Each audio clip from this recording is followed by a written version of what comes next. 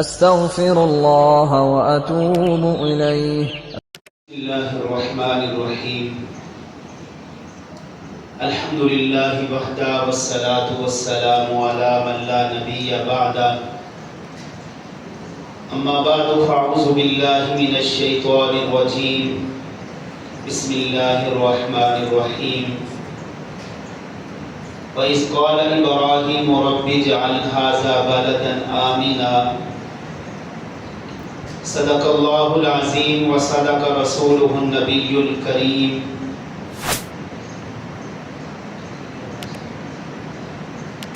ونحن على ذلك من الشاهدين والشاكرين والحمد لله رب العالمين. دروشی پڑھیں. اللهم صل على محمد وعلى آل محمد كما صليت على إبراهيم وعلى آل إبراهيم إنك حميد مجيد. اللهم بارك على محمد وعلى آل محمد كما باركت على إبراهيم وعلى آل إبراهيم إنك حميد مجيد.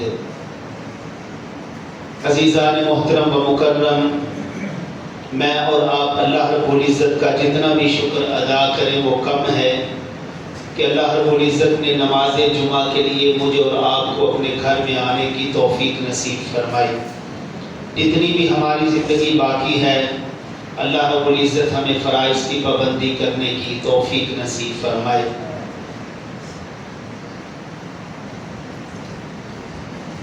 اس دنیا میں ہر انسان یہ چاہتا ہے جہاں مجھے گھر بھی مل جائے، اولاد بھی مل جائے، کاروبار بھی مل جائے، اس کے ساتھ ساتھ مجھے امن و امان بھی ملنا چاہیے. اگر انسان کے پاس ساری چیزیں ہوں، مال و دولت ہو، کاروبار ہو، اگر امن نہیں ہے، سکون نہیں ہے، تو یہ چیزیں بھی بیکار ہیں. یعنی بندہ خوبصورت گھر بنائے اور امن نہ ہو، کاروبار چمکے امن نہ ہو، اولاد ہو امن نہ ہو، سکون نہ ہو، تو یہ چیزیں بیکار ہیں. تو جہاں یہ ساری چیزیں انسان کے پاس ہوتی ہیں، اچھے کاروبار کا طلبگار ہوتا ہے، اچھے گھر کا طلبگار ہے، اچھی اولاد کا طلبگار ہے، تو وہاں پر معاشرے کا ہر فرد، بلکہ یہاں تک کہ جنگل کے رہنے والے درندے بھی، وہ بھی امن کے طلبگار ہوتے ہیں. تو یہ امن و امان یہ اللہ کی بہت بڑی نعمت ہے. اگر امن و امان نہ ہو تو میرے بھائیوں معاشرہ بد امنی کا شکار ہو جاتا ہے. اس میں انتشار، اسی طرح فساد اور لاقانونیت جو ہے وہ عام ہو جاتی ہے. لوگ اپنے فرائض سے جو ہے وہ آگاہ نہیں ہوتے، اس میں سستی کا شکار ہوتے ہیں. تو اس لیے یاد رکھیے گا امن و امان یہ اللہ کی بہت بڑی نعمت ہے. آج اسی کے متعلق بات کروں گا، امن و امان اور اس کی اہمیت اور اس کے اسباب، یعنی ہمارے معاشرے میں امن کیسے قائم ہو سکتا ہے اور امن کی کتنی ضرورت ہے. اب دیکھیے کہ حضرت ابراہیم علیہ السلام کی خوبصورت دعا اللہ کے قرآن میں موجود ہیں. یہ وہ باتیں ہیں جو بیان ہوتی ہیں، ان کو یاد رکھا کریں اور پھر ان کے اوپر عمل کریں انشاءاللہ العزیز. کیونکہ ہماری بات تو ہوتی نہیں، یہ ساری اللہ اور اس کے رسول کی باتیں ہیں، اور اللہ اور اس کے رسول کی باتوں کے اوپر عمل کرنے سے ہی بندہ دنیا آخرت کی بھلائیاں اور دنیا آخرت کی کامیابیاں حاصل کر سکتا ہے. تو اس لیے امن و امان یہ ہر فرد کی ضرورت ہے، صرف معاشرے کی نہیں، ہر فرد کی ضرورت ہے، ہر گھر کی ضرورت ہے. اب دیکھیے ہر چیز انسان کے پاس ہو لیکن امن و امان معاشرے میں نہ ہو، گھر میں امن و امان نہ ہو، تو پھر میرے بھائیو ہر وقت بے سکونی، بے چینی، اور بندہ جو ہے ایسی حالت میں بعض دفعہ نعوذ باللہ بعض دفعہ تو بندہ اتنا پریشان ہوتا ہے وہ حرام کو گلے لگا لیتا ہے، یعنی حرام سے مراد یہ ہے وہ خودکشی کر لیتا ہے کہ یار میں جو سکون نہیں نصیب ہو رہا، حالانکہ اسے ایسا کام نہیں کرنا چاہیے۔ مومن انسان کو حالات کا مقابلہ کرنا چاہیے، مسائل، پریشانیاں، رزق کی تنگیاں، بیماریاں، ان ساری چیزوں میں جو ہے وہ اپنے رب کی طرف رجوع کریں کہ نہیں، اپنے رب سے میں نے نا امید نہیں ہونا، میں نے اپنے رب کا مانگت بن کے رہنا ہے، اپنے رب کا سوالی بن کے رہنا ہے۔ میرے اوپر یہ چند دن کی رزق کی تنگی ہے، یہ ختم ہو جائے گی، میرے اوپر بیماری ہے یہ ختم ہو جائے گی۔ اللہ کے جتنے بھی چنے ہوئے مصطفیٰ مرتضیٰ بندے دنیا میں آئے، ان کے حالات پڑھ کے دیکھیے ان کے اوپر کتنی تکلیفیں ہیں۔ کائنات میں سب سے بہترین شخصیت امام الانبیاء جناب محمد رسول اللہ صلی اللہ علیہ وسلم ہیں۔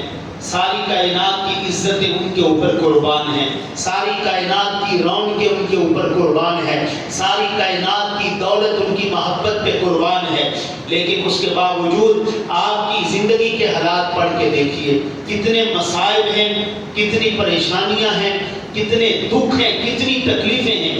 بلکہ یہاں تک میرے نبی نے فرمایا عائشہ سارے نبیوں کی تکلیفوں کو اکٹھا کر دیا جائے، حضرت آدم صفی اللہ سے لے کر جناب عیسیٰ روح اللہ تک سارے نبیوں کے غموں کو، دکھوں کو، تکلیفوں کو اکٹھا کر دیا جائے اور ترازو کے ایک پلڑے میں رکھ دیا جائے، اور میں محمد کے دکھوں کو، تکلیفوں کو ترازو کے دوسرے پلڑے میں رکھ دیا جائے صلی اللہ علیہ وسلم، تو میری تکلیفیں، میرے دکھ، میرے غم جو ہیں ان سارے نبیوں کے دکھوں اور تکلیفوں پہ وزنی ہو جائیں گے۔ حالانکہ دیکھیے آپ سے عزت میں بڑھ کر، عظمت سے بڑھ کر، بزرگی میں بڑھ کر، حسن اخلاق میں بڑھ کر کائنات میں آپ جیسا کوئی آ ہی نہیں سکتا۔ اللہ نے آپ کو بنایا ہی ایسا ہے، اتنی عزتیں عطا فرمائی، اتنی بلندیاں عطا فرمائی، بلغ العلا بکمالہ کشف الدجا بجمالہ حسنت جمیع خصالہ صلوا علیہ وآلہ، یعنی اللہ نے آپ کو بنایا ہی ایسا ہے، پھر زندگی میں مسائل و پریشانیاں، تکلیفیں، دکھ جو ہے وہ کس طرح آ رہے ہیں، لیکن کیا ہر دکھ میں، ہر تکلیف میں، ہر بیماری میں، ہر تنگی میں اتنا ستایا گیا، اتنا ستایا گیا، تصور کریں کہ ساری کائنات کا خون ایک طرف رکھ دیا جائے، میرے آپ کے خون کی کوئی حیثیت نہیں، اور محمد کریم صلی اللہ علیہ وسلم کے خون کا ایک قطرہ ساری کائنات کے خون کے قطروں سے زیادہ قیمتی ہے۔ یہ ہمارا ایمان ہے، یہ حضور سے محبت کے تقاضوں میں سے ایک تقاضا ہے، کیونکہ ہمیں کائنات کی ہر چیز سے بڑھ کر حضور سے محبت ہے۔ تو نبی علیہ الصلوۃ والسلام کے ساتھ کیا ہو رہا ہے؟ راستے میں کانٹے بچھائے جا رہے ہیں، آپ کا سوشل بائیکاٹ کیا جا رہا ہے،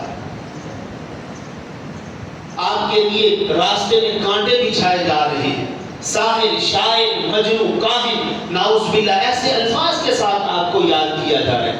اب معاشرے میں کسی بندے کو تو کہا جائے یا تو تے بڑا بڑا جادوگر ہے، حالانکہ ہماری حیثیت بھی کوئی نہیں کہ اسی چپ کر کے بہ نہیں وہ لتا بن چلا، تو میں نے ساحر جادوگر کیا ہے، تو نے مجھے جو ہے وہ کاہن کہا ہے، تو نے مجھے مجنون کہا ہے، یہ سارے وہ الفاظ ہیں جو رسول اللہ صلی اللہ علیہ وسلم کو دشمنان اسلام نے ان الفاظ سے یاد کیا تھا۔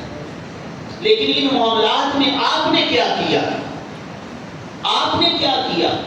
سبحان اللہ، سبحان اللہ، کہیے سبحان اللہ۔ آپ نے بدلے میں کیا کیا؟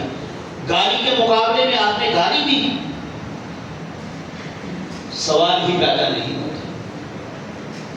آپ نے اس کے بدلے گالی نہیں دی، بلکہ جو مسائل آتے رہے، پریشانیاں آتی رہی، دکھ تو بہت ہوتا تھا، ظاہری بات ہے، یہ فطرتی عمل ہے، اللہ فرماتے ہیں وَلَقَدْ نَعْلَمُ أَنَّكَ يَضِيقُ صَدْرُكَ. ایسا بندہ کہتا ہے نا یار بڑا سینہ دکھتا ہے یار، بڑی تکلیف ہے. بعض دفعہ بندہ کہتا ہے نا یار تو نے مجھے وہ باتیں کہی ہیں میں ساری زندگی بھول نہیں سکتا، تیری ان باتوں نے مجھے توڑ دیا ہے، تیرے ان تانوں نے مجھے توڑ کے رکھ دیا ہے. میں بعض دفعہ کہتا ہوں نا تلوار وہ کام نہیں کرتی جو زبان کام کر جاتی. بعض دفعہ تلوار کاٹنے میں اتنا کام نہیں کرتی جتنا یہ زبان توڑنے میں کام کر جاتی ہے. تلوار رشتوں کو نہیں توڑتی، صرف آزاد کو توڑتی ہے، اور زبان جو ہے یہ تو رشتوں کو توڑ کے رکھ دیتی ہے. بنے بنائے ہوئے خاندانوں کو، رشتوں کو توڑ کے رکھ دیتی ہے یہ زبان. اس لیے تو کہا گیا، صحابی نے کہا نا اللہ کے رسول مجھے کوئی وصیت فرما دی میں اس کو پلے باندھوں، تو میرے نبی نے کیا فرمایا تھا؟ امسک علیک لسان، اپنی زبان کی حفاظت کرنا، اپنی زبان کو ہمیشہ کنٹرول میں رکھنا، اپنی زبان کا غلط استعمال نہ کرنا، اپنی زبان کی حفاظت کرنا. تو خطاؤں سے بچ جائے گا، تو بہت ساری خطاؤں سے بچ جائے گا. تو اس لیے نبی علیہ الصلوۃ والسلام کو جب یہ باتیں سننے کو ملتی، نبی علیہ الصلوۃ والسلام کے اوپر دکھ تکلیفیں آتی، کئی دن فاقوں میں گزر جاتے، لوگ تانے دیتے، تانوں کے تیر چلاتے، لیکن آپ بدلے میں ان کو گالیاں نہیں دیتے تھے، بلکہ کیا کہا گیا؟ میرے پیغمبر ہمیں پتا ہے ان باتوں سے آپ کا سینہ بڑا دکھتا ہے. آپ تو صبر کریں کہ اللہ نے بیٹے دیے واپس لے لیے. آخری بیٹا ابراہیم اس کا نام ہے، آخری بیٹا ابراہیم اس کا نام ہے. یہ محمد کریم صلی اللہ علیہ وسلم کا فرزند ہے، ابراہیم اس کا نام ہے. گود میں سر ہے اور جسم سے روح نکل رہی ہے. اللہ اکبر. 10 سال کی عمر ہے بچے کی اور دم نکل رہا ہے. تو میرے نبی کیا کہہ رہے ہیں؟ انا للہ و انا الیہ راجعون. باہر لوگ تالیاں مار رہے ہیں، تانے دے رہے ہیں، دیکھو جی کوئی پتر بچے کوئی نہیں. قرآن مجید میں انہوں نے یہ کہا کہ یہ مختون نسل ہے، نعوذ باللہ اس کی تو نسل ہی نہیں چلے گی، کیونکہ یہ معاشرے میں ہے کہ نسل جو ہے وہ بیٹے سے چلتی ہے. انہوں نے کہا اس کا تو بیٹا کوئی رہا بھی نہیں ہے، قاسم بھی چلا گیا، طیب بھی چلا گیا، ابراہیم بھی چلا گیا، اب تو اس کا بیٹا ہے ہی کوئی نہیں. بیٹیوں سے کون سی نسل چلتی ہے؟ یہ باہر وہ تانے دے رہے ہیں کھڑے ہو کے، اور محمد کریم صلی اللہ علیہ وسلم کے کانوں میں آواز پڑ رہی ہے. اور آپ کے دل کے اوپر کیا گزر رہی ہوگی جب یہ لوگ باتیں کر رہے ہیں؟ آپ نے کیا اٹھ کے انہیں پتھر مارنے شروع کر دیے؟ جاہل آدمی کا کام ہی ایسے ہے، ایسے کلام کرنا. جاہل آدمی کا کام ہی ہے گالیاں دینا. جاہل آدمی کا کام ہی ہے اپنی زبان کا غلط استعمال کرنا.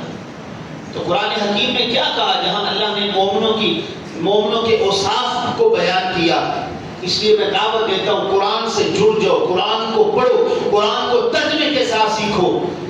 آپ کو انسانیت کا درس مل جائے گا، آپ کو زندگی گزارنے کے آداب اور اصول مل جائے گے قرآن سے. پھر آپ چھوٹی چھوٹی باتوں پہ قتل و غارت پہ نہیں اتریں گے، چھوٹی چھوٹی باتوں پہ گریبان ایک دوسرے کا نہیں پکڑیں گے.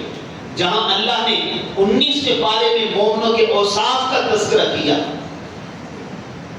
تو ضروری نہیں کسی نے آپ کو گالی دی ہے تو آپ اس کو گالی ہی دیں کہ اپنا کام کر، میرے کو اتنا ٹائم نہیں ہے میں تیری فضول باتوں کا جواب دوں، میرے پاس اتنا وقت نہیں ہے. وعباد الرحمن الذین یمشون علی الارض ہونا واذا خاطبهم الجاہلون قالوا سلاما.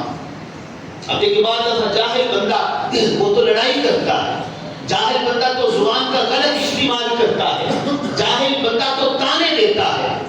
اب اس کی جہالت کی باتوں کا جواب دیتے ہوئے بعض دفعہ بندہ اپنی ہر چیز تباہ و برباد کر لیتا ہے. وہ تو جاہل ہے، اسے تو پتہ ہی نہیں ہے. تو قرآن کیا کہتا ہے؟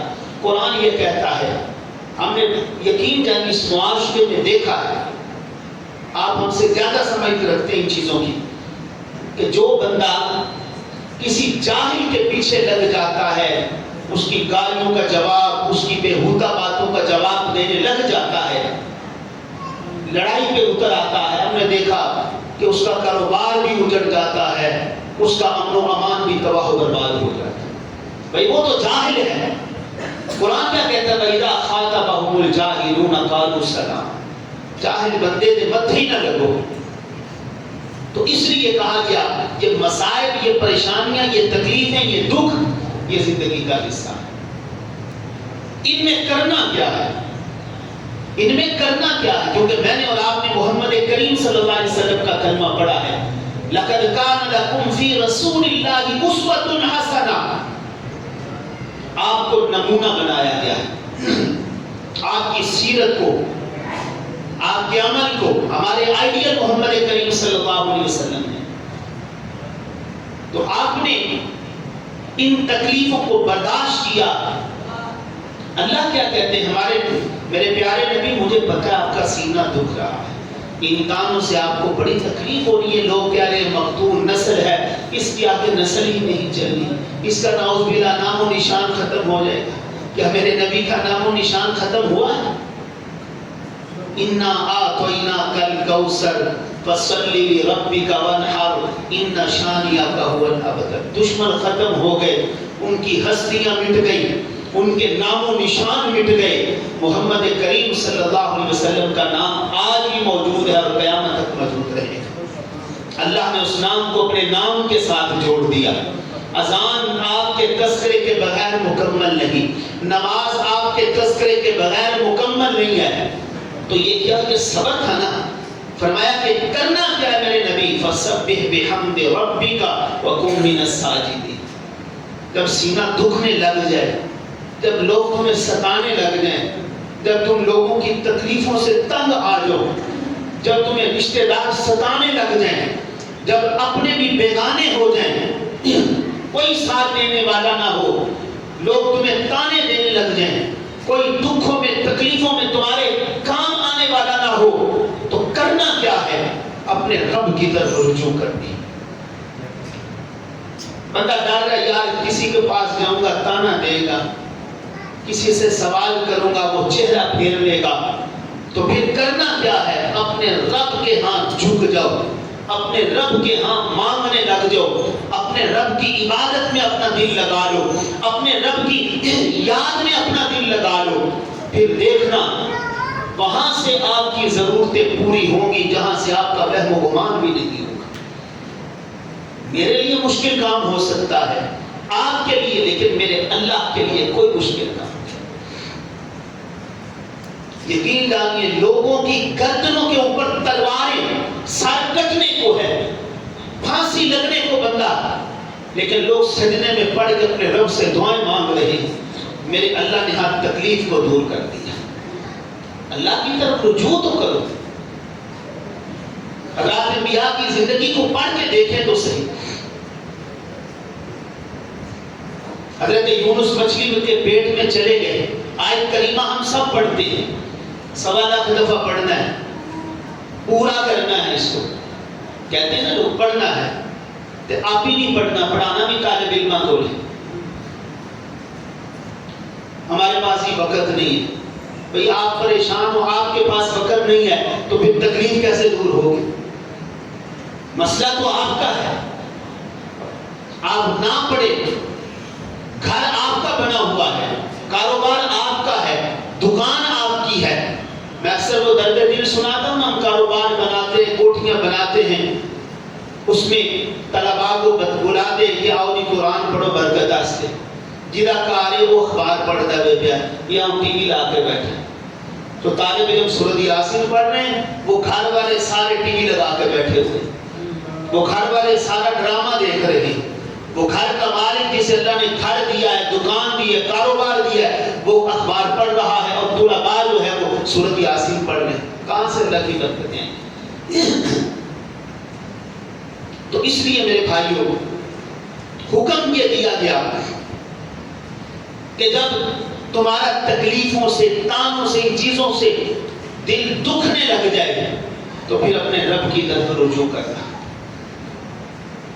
حضرت یونس علیہ السلام مچھلی کے پھر یقین ہو کہ ان مسائل سے، ان پریشانیوں سے، ان تکلیفوں سے، اس قرض سے، فلاں سے میرے اللہ کے علاوہ مجھے کوئی نکال نہیں سکتا۔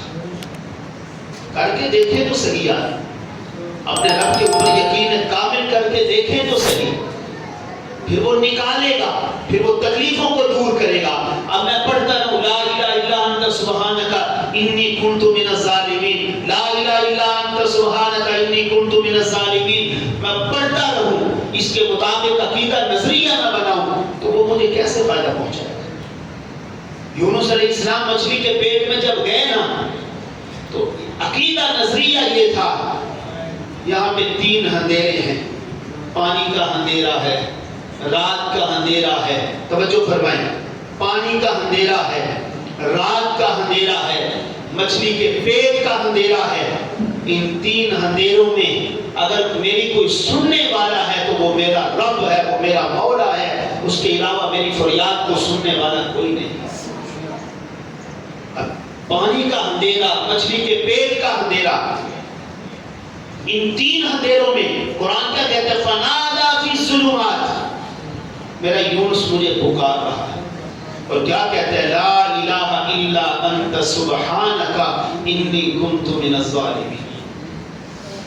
کوئی ملا نہیں ہے وہاں پہ کوئی فریاد کو سننے والا نہیں ہے، مچھلی ہے، اندھیرا ہی اندھیرا ہے، دریا کی موجیں ہیں، اور یونس علیہ السلام کو پتا تھا، کسی کو تو پتا بھی نہیں ہے کہ یونس مچھلی کے پیٹ میں چلا گیا، تو اس میں اگر کوئی مجھے نکال سکتا ہے تو وہ میرا رب ہے، اور کوئی نہیں مجھے نکال سکتا۔ تو پھر میرے اللہ نے نکالا کہ نہیں؟ بولو تو صحیح ہے، نکالا کہ نہیں؟ مچھلی یوں دریا کے کنارے پہ آتی ہے اور یونس پیغمبر کو باہر نکال دیتی۔ اللہ نے کہا لوگوں یہ قانون میں نے بند نہیں کیا، یہ قانون میرا بند نہیں ہے، آگے پڑھیں، فَاسْتَجَبْنَا لَهُ فَنَجَّيْنَاهُ مِنَ الْغَمِّ وَكَذَلِكَ نُنْجِي الْمُؤْمِنِينَ۔ قیامت تک آنے والے لوگ جتنے بھی آئیں گے، اپنے غموں میں، اپنی دکھوں میں، اپنی تکلیفوں میں، اپنی حاجات میں، جب وہ مجھے پکاریں گے نا، میں انہیں ایسے ہی نجات دوں گا جیسے میں نے اپنے یونس پیغمبر کو نجات دی تھی۔ غموں سے آزاد کر دوں گا، دکھوں سے آزاد کر دوں گا، تکلیفوں سے آزاد کر دوں گا، بیماریوں سے آزاد کر دوں گا۔ اب میں کہوں گی میں اپنے رب سے مانگوں بھی نہ، اپنے رب کے سامنے دامن بھی نہ پھیلاؤں، اپنے رب سے سوال بھی نہ کروں، اپنے رب کے لیے نماز بھی نہ پڑھوں، تو ہر چیز دسترخوان میں لگ کے میرے سامنے آ جائے گی، کیسے ہو سکتا ہے؟ تو اس لیے میرے بھائیوں، جب بندے کے ساتھ ایسے معاملات بن رہے ہوں، دکھوں میں، تکلیفوں میں، بیماریوں کی زد میں آ جائے، تو کرنا کیا ہے؟ فَسَبِّحْ بِحَمْدِ رَبِّكَ، اپنے رب کے تذکرے کرنے لگ جائے، اپنے رب کی خوبیاں بیان کرنے لگ جائے، اپنے رب کی تعریفیں کرنے لگ جائے، تنہا ہو جائے، دنیا سے کٹ جائے، اپنے رب کا بن کے رہ جائے، اپنے رب کے اوپر امیدیں باندھ لے، اپنے رب کے اوپر جو ہے وہ امیدیں باندھ لے، پھر دیکھنا اللہ کیسے جو ہے اس پریشانی سے، دکھ سے، غم سے نکلنے کا راستہ اللہ خود بتا دے۔ تو اس لیے میرے بھائیوں، گالی کا جواب گالی سے نہیں ہے، گالی کا جواب گالی سے نہیں ہے۔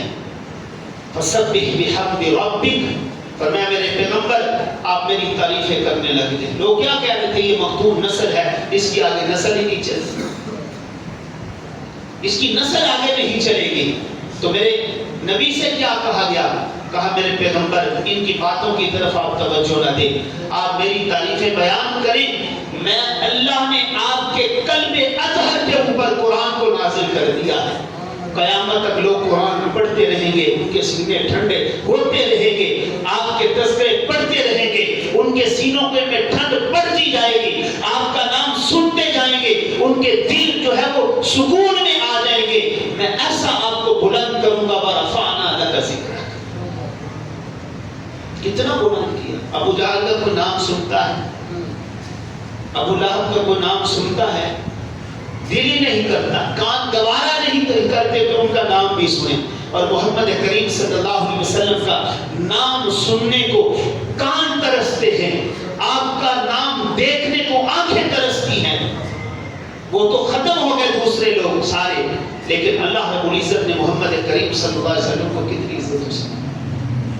تو اس لیے میرے بھائیوں، بات میں کر رہا تھا، جو امن و امان ہے نا، یہ معاشرے کے ہر فرد کی ضرورت ہے. کاروبار ہو، اچھا مکان ہو، ساری چیزیں اگر ہمارے پاس موجود ہوں، اگر امن و امان نہیں ہے ہمارے پاس، تو میرے بھائی یہ ساری چیزیں بیکار ہیں. اپنے رب سے امن کا سوال کیا کریں ہمیشہ. حضرت ابراہیم علیہ السلام مکہ مکرمہ میں آتے ہیں کیونکہ لوگ وہاں بیت اللہ تھا، اللہ کی عبادت وہاں پہ ہوتی تھی. لوگ دور دراز سے سفر کر کے آتے، راستے میں ان کو لوٹ لیا جاتا، قتل و غارت ہو جاتی، راستے میں لوگ بیٹھے ہوتے تھے. تو ابراہیم علیہ السلام وہ دعا کرتے، وَإِذْ قَالَ إِبْرَاهِيمُ رَبِّ اجْعَلْ هَٰذَا بَلَدًا آمِنًا، کہا کہ یا اللہ اس شہر کو امن والا بنا دے. یعنی امن و امان جو ہے یہ ہر فرد کی ضرورت ہے، اس کے بغیر جو ہے وہ گزارا نہیں ہے. اس لیے ہمیشہ جو ہے امن و امان جو ہے یہ اپنے رب سے مانگنا بھی چاہیے اور اپنے رب سے اس چیز کا سوال بھی کرنا چاہیے. فرمایا فَلْيَعْبُدُوا رَبَّ هَٰذَا الْبَيْتِ الَّذِي أَطْعَمَهُم مِّن جُوعٍ وَآمَنَهُم مِّن خَوْفٍ. فرمایا کہ وہ اس گھر خانہ کعبہ کے رب کی وہ عبادت کرے جس نے انہیں بھوک میں بھی کھلایا. ان کے پاس اسباب نہیں تھے، وہ رب جو ہے انہیں بھوک میں بھی کھلا رہا تھا، اور اس رب نے جو ہے خوف سے انہیں امن دے دیا. یہ امن و امان یہ اللہ کی بہت بڑی جو ہے وہ نعمت ہے. تو میرے بھائیوں، اس وقت بھی آپ دیکھیں گے عالم اسلام کے متعدد ممالک میں قتل و غارت کا بازار گرم ہے، بم دھماکوں کا بازار جو ہے وہ گرم ہے، اور لوگ ایسا کر کے کہتے ہیں شاید ہم جنت میں چلے جائیں. نہ میرے بھائی، رسول اللہ صلی اللہ علیہ وسلم نے فرمایا کہ مسلمان کا خون ایسے ہے. میرے نبی نے فرمایا کہ یہ کون سا شہر ہے صحابہ؟ فرمایا اللہ کے رسول یہ مکہ شہر ہے. یہ کون سی جگہ ہے؟ اللہ کے رسول خانہ کعبہ ہے، یہ اللہ کا گھر ہے. میرے نبی نے کتنی مثالیں دے کے سمجھایا کہ لوگوں سن لو، جس طرح یہ مکہ شہر امن والا ہے، محترم ہے، اسی طرح مسلمان کا خون بھی محترم ہے، مسلمان کی عزت بھی محترم ہے، مسلمان کا مال بھی جو ہے وہ محترم ہے. رسول اللہ صلی اللہ علیہ وسلم نے تو یہاں تک فرمایا کہ کوئی مسلمان کسی مسلمان کو زبان کے ذریعے سے بھی تکلیف نہ پہنچائے، اس کو حرام قرار دیا. جو اسلام زبان سے تکلیف پہنچانے سے منع کر رہا ہے، وہ کسی کے قتل کی اجازت کیسے دے گا؟ وہ کسی کے قتل کی اجازت کیسے دے سکتا ہے اسلام؟ قرآن حکیم میں اللہ رب العزت نے جو بندہ کسی کو قتل کر دیتا ہے، اللہ رب العزت نے اس کے اوپر 5 عذابوں کا تذکرہ کیا. اس لیے کہا نا وَمَنْ قَتَلَ نَفْسًا بِغَيْرِ نَفْسٍ أَوْ فَسَادٍ فِي الْأَرْضِ فَكَأَنَّمَا قَتَلَ النَّاسَ جَمِيعًا وَمَنْ أَحْيَاهَا فَكَأَنَّمَا أَحْيَا النَّاسَ جَمِيعًا. جس شخص نے کسی دوسرے کو جان کے بدلے یا زمین میں فساد برپا کرنے کی وجہ سے قتل کر دیا، یعنی ایک آدمی کو قتل کر دیا، یا قرآن حکیم میں ایک جگہ میں فرمایا نا ایک جان کو بچانا پوری انسانیت کو بچانا ہے. ایک جان کو بچانا پوری انسانیت کو بچانا ہے. اور فرمایا کہ جو شخص کسی مسلمان کو قتل کر دیتا ہے وَمَن يَقْتُلْ مُتَعَمِّدًا وَمَن يَقْتُلْ مُؤْمِنًا مُتَعَمِّدًا فَجَزَاؤُهُ جَهَنَّمُ، پہلی سزا اللہ اس کا ٹھکانہ جہنم بنا دیتے ہیں. اب یہاں پہ کتنی قتل و غارت ہو رہی ہے، کسی سے موبائل چھین لیا اسے ساتھ قتل بھی کر دیا. اس کی بھینس جی میری زمین پہ کیوں آ گئی، اس نے بھی ہمارے ٹیوبل سے پانی کیوں پی لیا، اس نے میری زمین سے چارہ کیوں کھا لیا. بچوں کی لڑائی کے اوپر قتل و غارت ہو گئی ہے.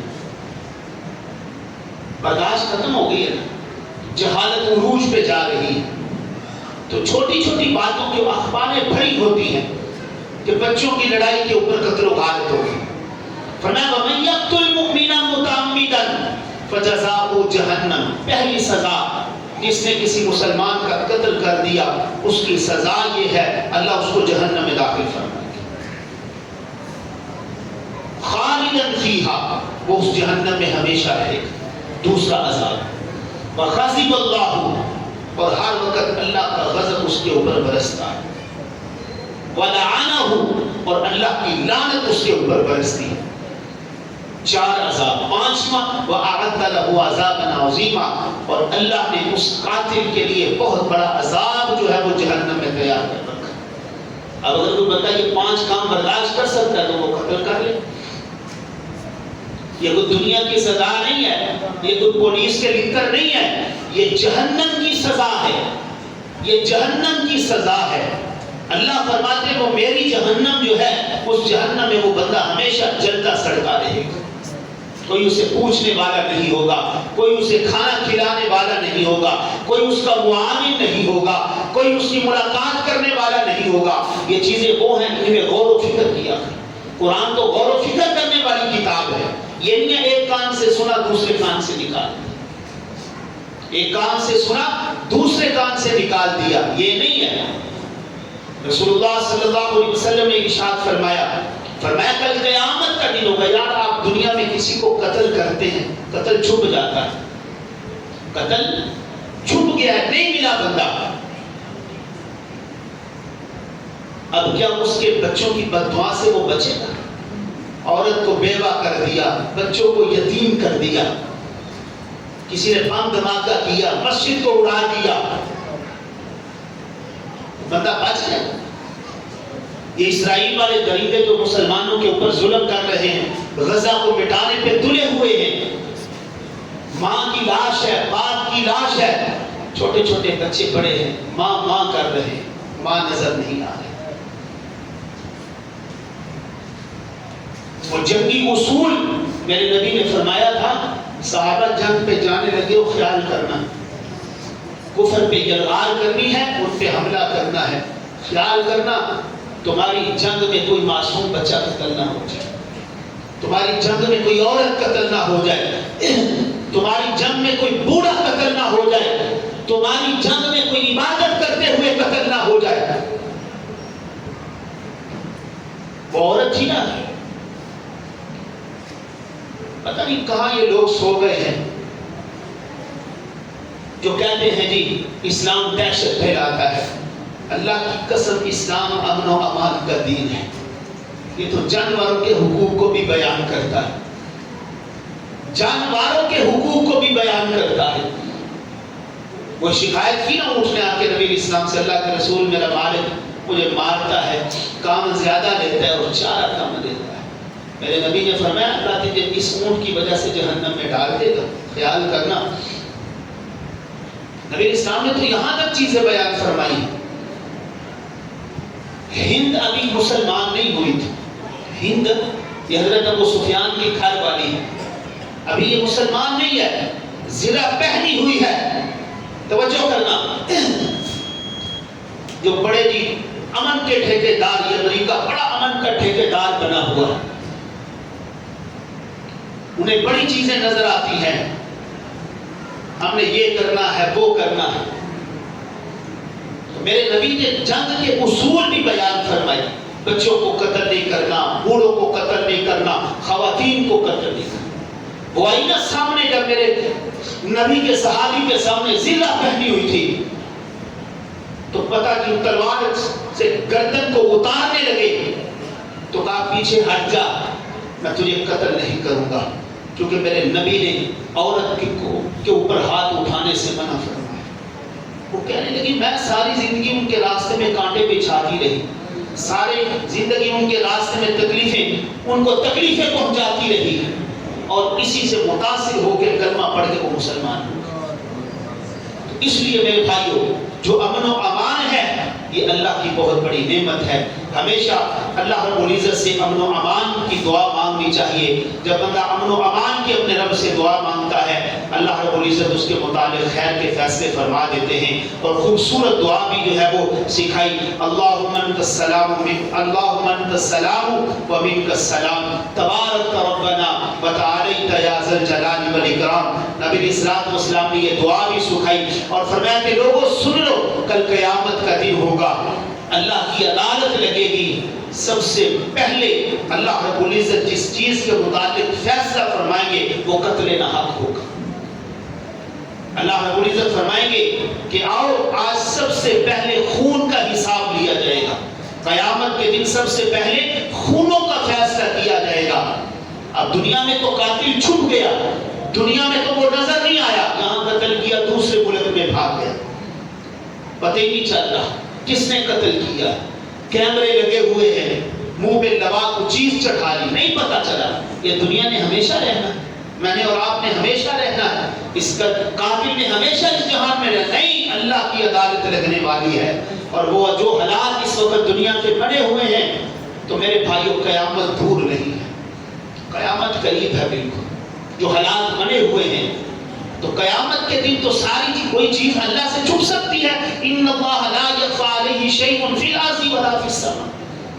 میرے اللہ سے تو کوئی چیز مخفی نہیں ہے, میرے اللہ سے کوئی چیز چھپ نہیں سکتی. کل قیامت کا دن ہوگا, فمن یعمل مثقال ذرۃ خیرا یرہ ومن یعمل مثقال ذرۃ شرا یرہ. کر لو لوٹ مار جتنی کرنی ہے, کر لو چوریاں جتنی کرنی ہے, کر لو جتنی قتل و غارت کرنی ہے, جتنی کسی کی عزت کے جنازے نکالنے, جو کچھ کرنا ہے کر لو. اللہ کی عدالت لگنے والی ہے. تم اپنی نیکیوں کو بھی دیکھ لو گے, تم اپنے گناہوں کو بھی دیکھ لو. اپنے گناہوں کو صرف دیکھو گے نہیں بلکہ اپنی زبان سے اس کا اقرار کرو گے. وہ کتاب کو پڑھو گے, اقرا کتاب, کھڑا کرے اس بندے کو یہ کتاب پڑھے. وہ کتاب پڑھے گا, کہے گا وہ یہ میری کتاب ہے, یہ میرا نامہ اعمال ہے, اس میں میری زندگی کی ساری باتیں کیسے آ گئی. اللہ فرمائیں گے پڑھ, یہ تیری کتاب ہے. وہ کہے گا میں پڑھا لکھا نہیں ہوں. اللہ فرمائیں گے تو پڑھ, آج تیری زبان پہ میں تیری اس کتاب کو جاری کروں گا. وہ پڑھے گا, اس کی کتاب کے ہر صفحے میں اس کے گناہ لکھے. پھر وہ کہے گا یار میں نے کلیاں کیتا سے, کوئی دیکھنے والا بھی نہیں تھا, رات کی تاریکی میں کیا تھا, دن کے اجالے میں کیا تھا, بند کمرے میں کیا تھا, کوئی ساتھ نہیں تھا, کسی کو پتہ نہیں, کوئی ایف آئی آر نہیں ہے, کوئی بچہ نہیں ہے, کوئی گواہ نہیں ہے, یہ کہاں پہ کیسے آ گیا. وہ کہے گا جی میں کیتے ہی کوئی نہیں. جیسا دنیا میں مکر جاتا نا بندہ, ڈٹ کے نہیں, اقرار نہ کرے, سب جھوٹ کے ساتھ کھڑے ہو جاتے ہیں, سچ کا ساتھ دینے کے لیے کوئی تیار ہی نہیں ہوتا. اللہ فرمائے کہ ٹھیک ہے, یہ جو کہہ رہا ہے نا اس کی زبان کے اوپر تالا لگا دو. اليوم نختم علی افواہہم, اس کی منہ کے اوپر مہر لگا دو. یہ اللہ کی مہر ہے, یہ کوئی ایسے ادارے کی مہر نہیں ہے. صبح کو لگ گئی, شام کو پیسے دیں گے, صبح مہر کھل گئی, صبح تالا کھل گیا. یہ میرے اللہ کی مہر ہے. اب اس مہر کو کوئی کھول نہیں سکتا. وَتُكَلِّمُنَا أَيْدِيهِمْ, یہ ہاتھ بندہ کو کہے گا نا, یہ ہاتھ کی ہتھیلیاں کھول کے کہیں گی اللہ یہ غلط کہہ رہا ہے. پاؤں یوں سامنے آئیں گے, پاؤں بولنا شروع کر دیں, وہ ہم کہیں گے یا اللہ یہ بندہ غلط کہہ رہا ہے, یہ رات کی تاریکی میں میرے ساتھ چلتے ہوئے مجھے فلاں جگہ پہ لے کے گیا تھا. تو اس لیے میرے بھائیوں یہ چند دن کی زندگی ہے, اسے خوبصورت بناؤ, اسے اعمال صالحہ سے مزین کرو, کسی کو تکلیف نہ پہنچاؤ, کسی کو قتل نہ کرو. زندگی خوبصورت, اور پھر ضروری نہیں ہر جاہل کی بات کا جواب دیں, ہر جاہل کے منہ متھے لگے, ہر جاہل کے ساتھ جو ہے وہ آپ لڑائی جھگڑا کریں. اس لیے دین بہت خوبصورت ہے. اپنے رب سے ہمیشہ جہاں پہ اور بہت ساری چیزوں کا آپ سوال کرتے ہیں, اپنے رب سے امن و امان کی جو ہے ہمیشہ جو ہے. اور میرے نبی نے کہا, ایک صحابی نے کہا اللہ کے رسول امن و امان کیسے قائم ہوگا, جہاں آپ نے بہت ساری چیزوں کو بیان کیا, فرمایا وہاں پہ ہر وقت اپنے رب سے امن و امان کی دعا کی جائے. اللہ عمل کرنے کی توفیق نصیب فرمائے. وما علینا الا البلاغ المبین.